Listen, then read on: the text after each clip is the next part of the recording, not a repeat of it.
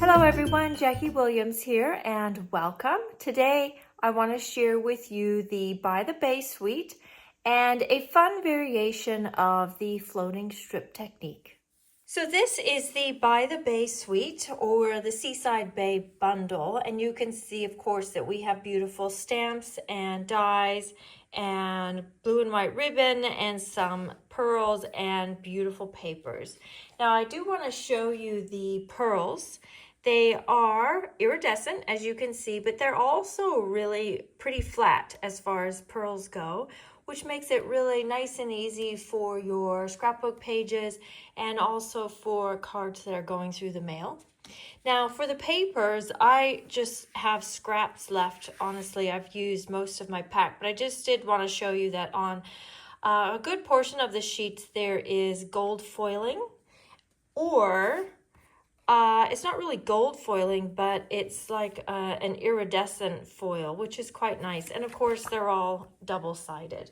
Now, for our project today, I want to show you a variation of the floating strip technique. So first, I'll just get the basic pieces together. I've got a thick white card base. I've got a mat of Night of Navy, and then I have an embossed layer of white. And this is using what I'm calling the new crosshatch folder, although it comes in a pack of folders that are just called basics. So each folder itself doesn't actually have a name, but I think crosshatch is a good name for that one. I'll just set this aside. Now for the floating strip technique, I have done a video for this about a year ago. And typically we have a piece of window sheet and some strips of paper. I'm just going to get my grid paper out. It just helps to get things on straight if you have that grid underneath. But instead of using strips today, I've actually cut waves out of the Seaside Bay paper. And this wave die is actually from the On the Ocean set, which is also in the mini catalog. And the fun thing about this wave is that when you cut it, you actually get this piece, but then I could trim this off and use the negative piece. So you actually get two waves with one cut. So to create the floating strip background, I've put tape on the back of these waves. You could use glue, but just keep in mind that this is acetate or plastic. So if you use glue, it will take a little while to dry.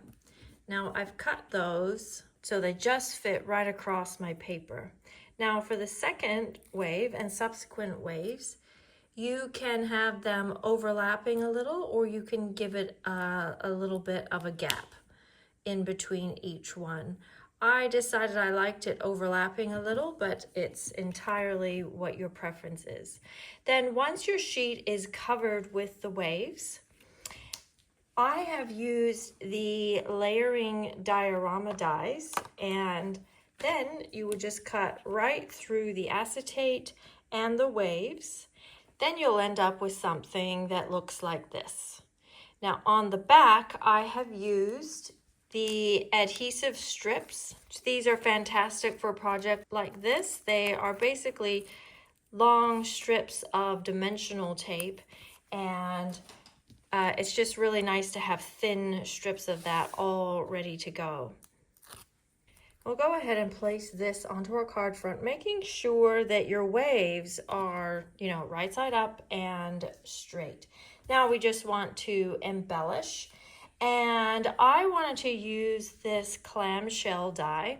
This is really fun. You can have it open like this on your card, or it's got two score lines here, and you can score both of those, or crease both of those, I should say, and have it be an opening element on your card. So I'm going to have that, and I think I'll just put a little pearl in there.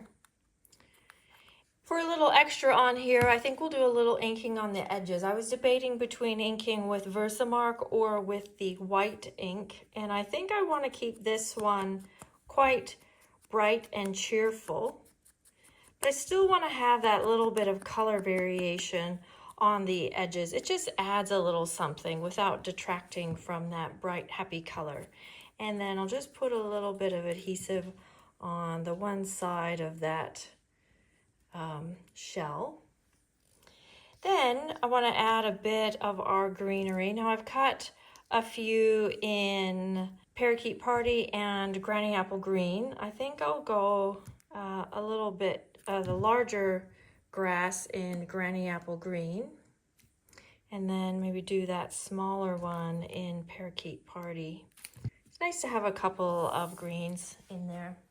Then I've cut a few shells, and I wanted to just kind of see which colors I liked. I wanted to go for a really bright look here. I think I won't go for the gold.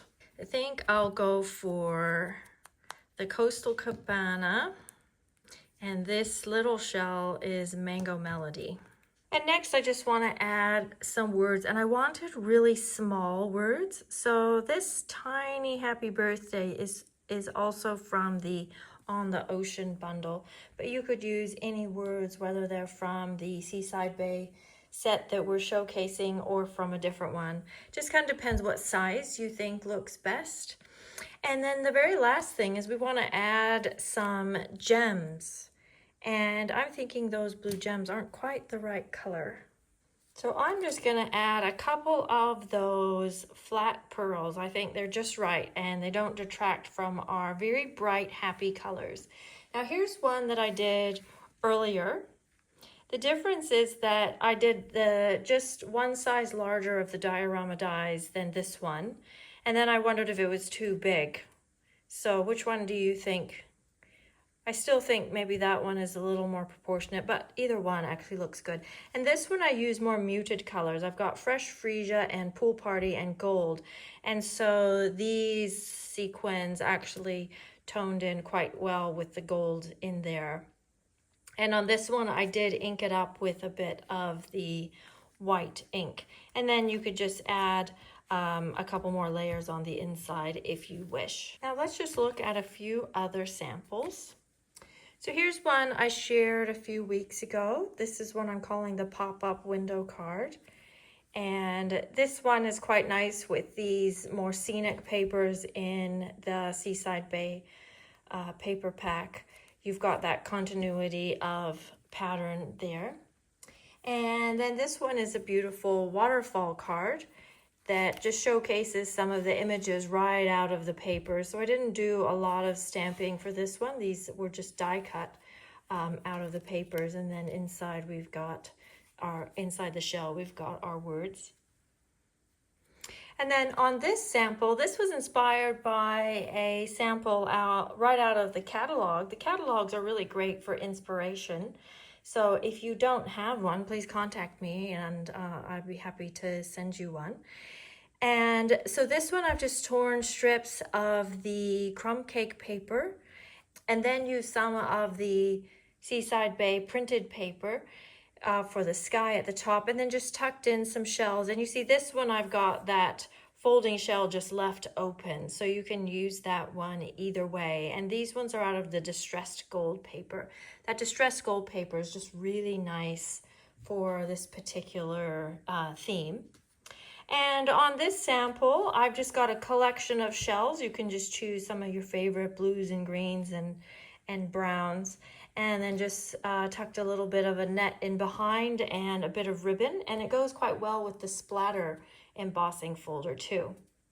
And on this sample, it's a very similar design, but on this one, I've used this folder that I think was meant to be flowers, but in this particular theme, it does look like starfish, so I think it goes. And this is one of the new basics folders as well. And then my last sheer doesn't quite fit under the camera. It is a beautiful scrapbooking page using those shells and other elements. They just make a nice complement for your scrapbooking layouts as well as your cards. So those are all my samples for today. Thanks so much for joining me. If you enjoyed this video, please share with your friends or to your crafting group. And of course, please subscribe. I love sharing with you, and I'll see you next video. This is Jackie. Bye-bye.